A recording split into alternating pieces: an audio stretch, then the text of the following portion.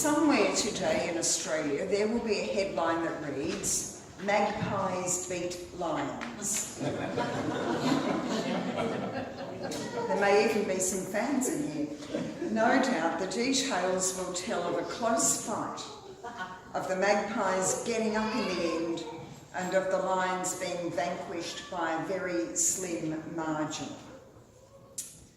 I wonder what someone who has no idea what a headline like this, or a news article like this, that it is actually about two football teams playing in the grand final, would make of seeing such a headline.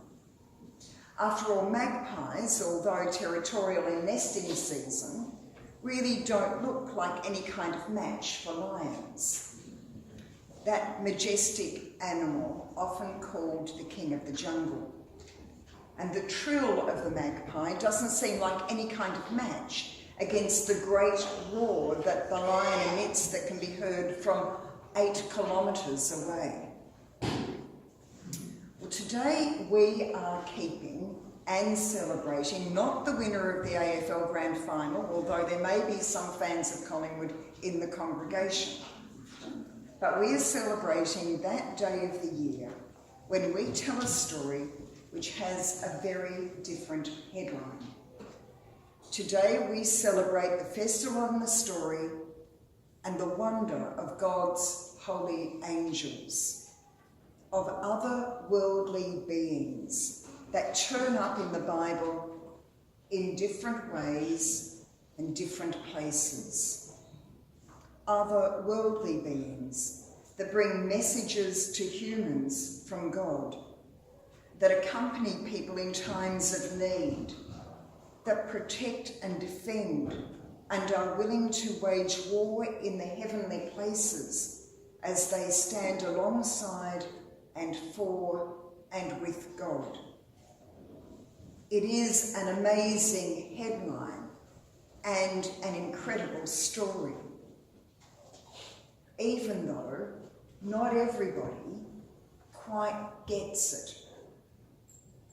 And it looks, perhaps to people from beyond the Christian community, like a strange kind of headline.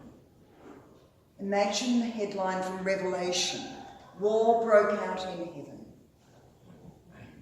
That is not the image we have of heaven. War broke out, and Michael and his angels defeated the enemy. But it is an incredible story that we tell as we speak of God's holy angels and their place in the whole story of God's loving of the universe. And it is a story that everyone who wants to get a little bit closer to God, that looks for God's loving and help and assistance, can turn to and read and hold. And isn't that why angels are really beings that we want to reach out to? Because even if the headline seems strange, somehow or other, angels have spoken, or we've heard that they're on our side. Michael is the archangel remembered here in Canton every day, and other archangels are Gabriel and Raphael and Uriel, and we meet them in the story of how they have assisted God at various places in our sacred text. And of course there are other angels we read of in the Bible and think about and talk about and wonder about. And one of those is the picture in the book of Ezekiel from the Old Testament, a vision given to a man God is calling apart, a man who was one of the many people who'd been captured, taken out of his own country into another place, a place of exile. What a way to hear God calling. Here, the vision of angels is described as bringing a stormy wind, a great cloud and fire flashing, and from within that something like 4 living creatures of human form, each with 4 faces and 4 wings, each with legs seemingly half human and half like an animal with hooved feet, all of them sparkling, human hands and wings, and while human they also had faces of 4 creatures, a lion, an ox, an eagle being some. This is an amazing vision, otherworldly.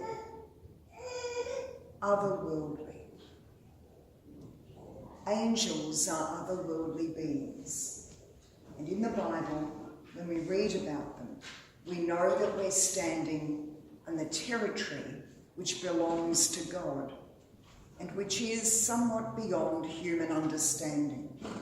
It's a story of visions, the story of what it is that might happen when God unleashes God's power.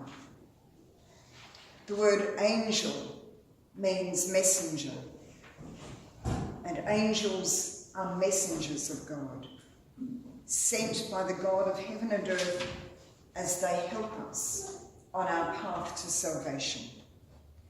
Perhaps we might think of the archangels like Michael as the super messengers of God, entrusted with particularly important missions.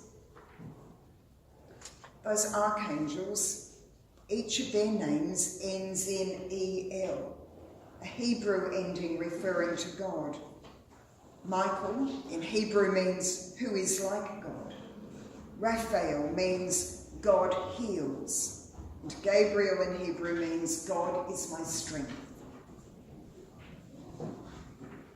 We read about Gabriel, perhaps the most well-known of all our angels, in the first chapter of the Gospel of Luke.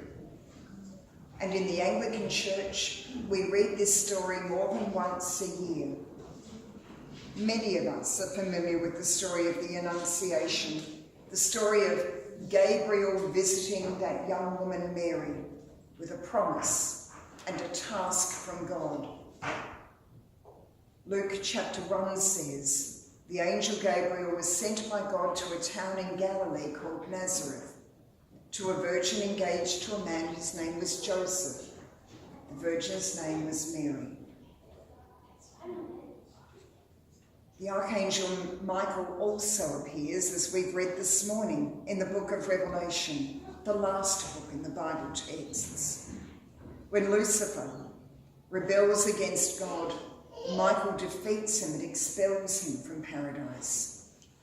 And he's shown in Revelation, as he is in the book of Daniel, as the leader of the army of God and the terror of demons.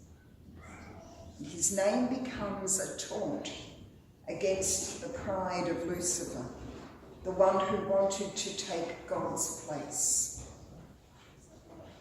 For many centuries, Christians have asked for the help of the angel Michael when they have felt that evil is close by. The archangels not only play a role in the Bible, they have a role to play in our lives. Gabriel shows us that God is our strength and reminds us not to be afraid to fulfill the purpose for which God has called us, as Mary did. Raphael is a faithful guide on the path of healing that God wants to accomplish in each of us, that God gifts to us. And Michael is that powerful protector against the forces of evil, especially that spiritual weight that can hinder and weigh us down. I love the sense that we can ask God for the help of his holy angels. And in fact, when I pray, some people might hear me pray, may the Archangel Raphael travel with you on the way, or bring healing in his wings. May the Archangel Michael stand alongside you in this time of trial. May the Archangel Gabriel help make clear for you what it is that God is calling you to. Most often in the Bible, when angels appear, they appear with one phrase. They begin by greeting people by saying, "Do not be afraid. Do not be afraid." The angels at the tomb when Jesus was resurrected. The angel who visits Mary. Angels in other places. So what we hear is that as we celebrate St. Michael and all angels, we're celebrating God's presence with us in ways that are not straightforward or easy to understand always. An otherworldly promise, a headline that says you may feel small or tiny or as though it's not clear what the next step is. God is big enough to be alongside you and with you and for you. God is not held by the smallness of the headlines we make. God has a huge headline of love and of wanting and of loving.